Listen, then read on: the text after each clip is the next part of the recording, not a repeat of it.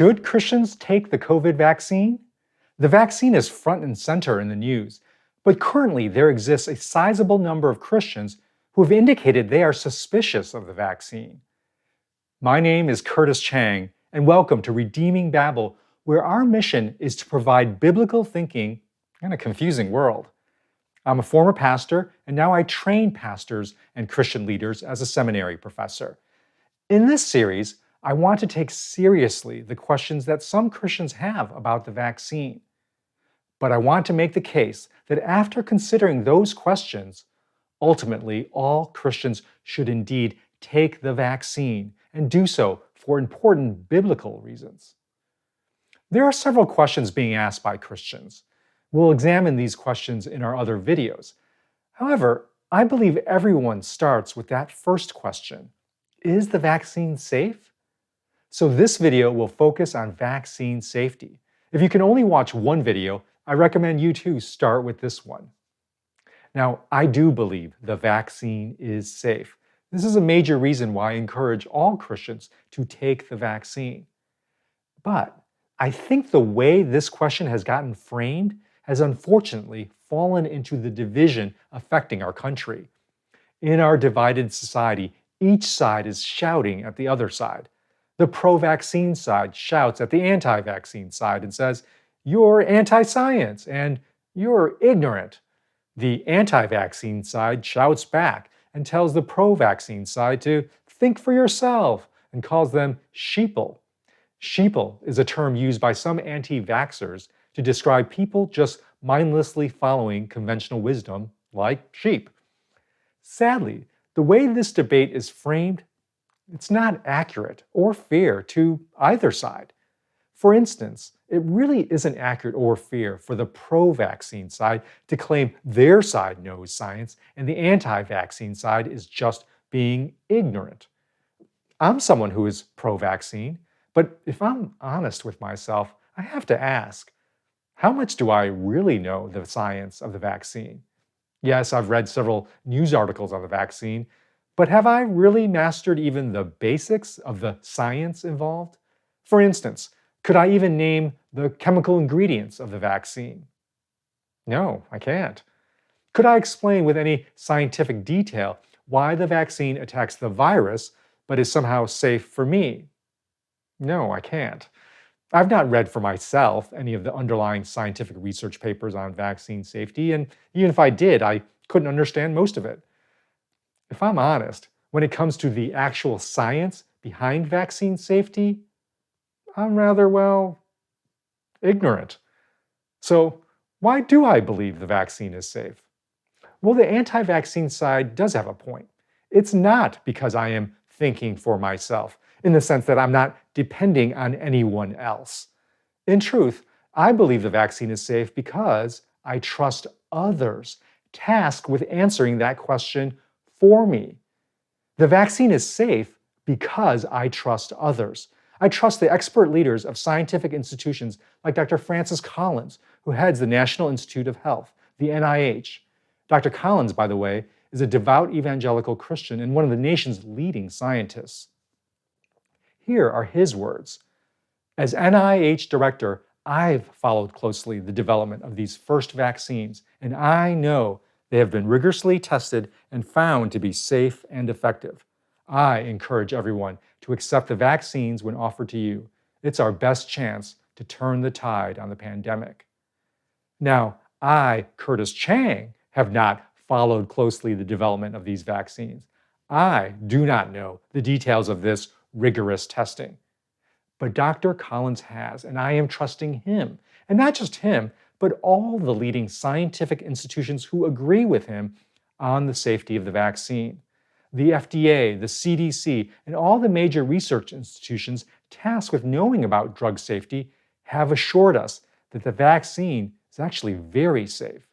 And this overwhelming agreement by experts cuts across the liberal-conservative divide.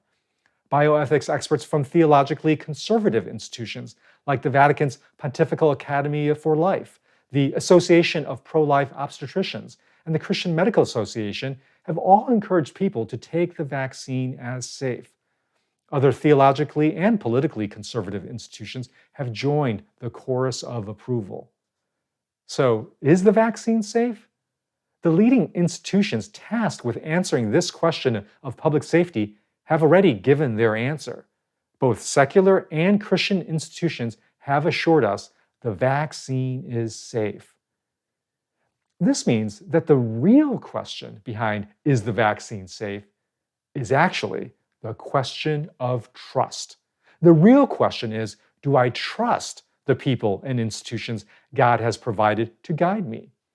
And this means that what's going on for those on the anti-vaccine side, it's not that they're ignorant, but rather they distrust the designated people and institutions. And this is where I invite the anti-vaccine side to do a parallel self-examination.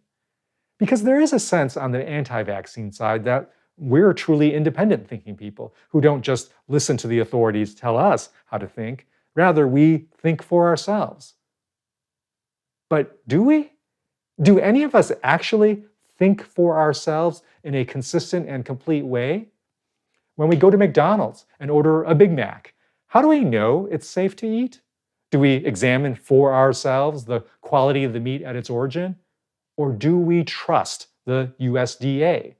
Do we know for ourselves that the meat was transported without contamination? Or do we trust the companies that make up the supply chain? Do we inspect for ourselves to ensure that the kitchen is sanitary? Or do we trust the local health department?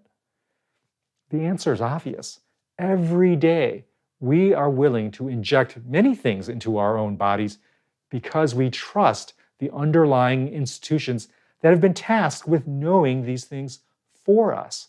Every day, we are all trusting in others. None of us fully thinks for ourselves. And here is the key biblical truth that I want to emphasize.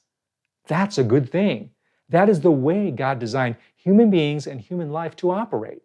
God designed us to navigate the world through trusting others, including trusting institutions and experts. Think about the Old Testament. Sure, some rare individuals get direct access to God's truth, but the vast majority of people in the Bible have to trust designated leaders, the prophets, the priests, the kings. People have to trust entire institutions like the system of judges Moses appoints, the Levites, the temple.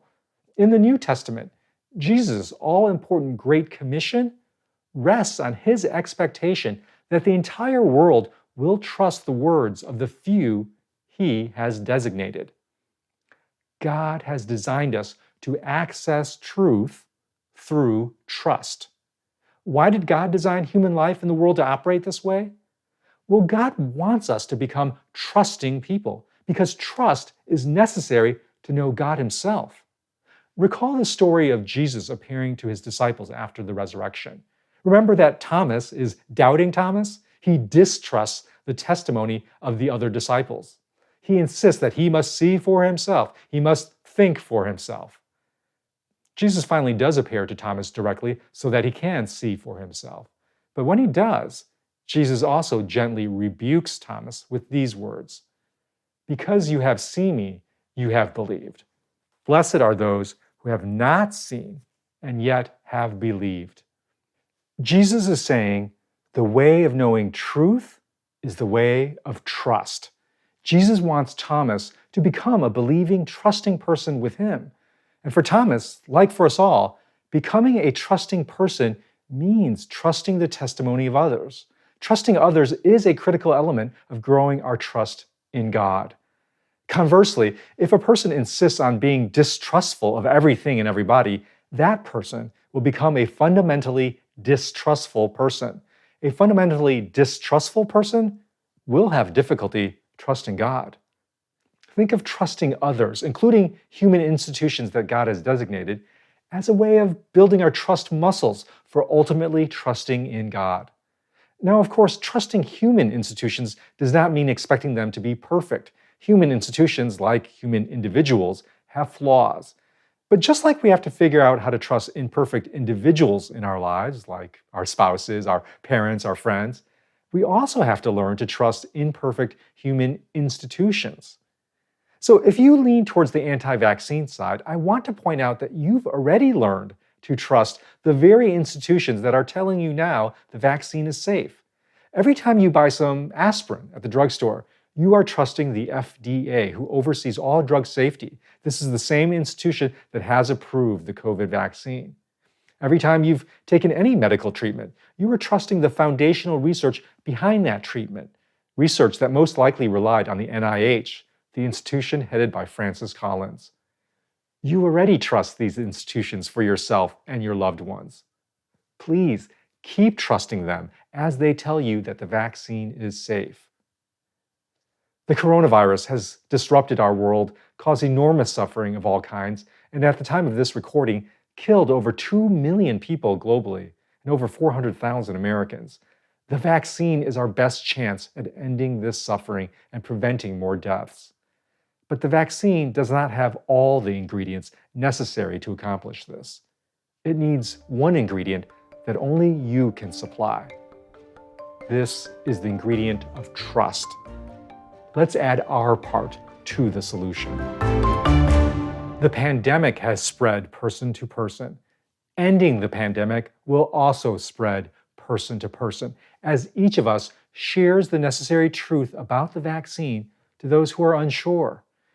If you know someone who would benefit from this video, please take the time to share it with them.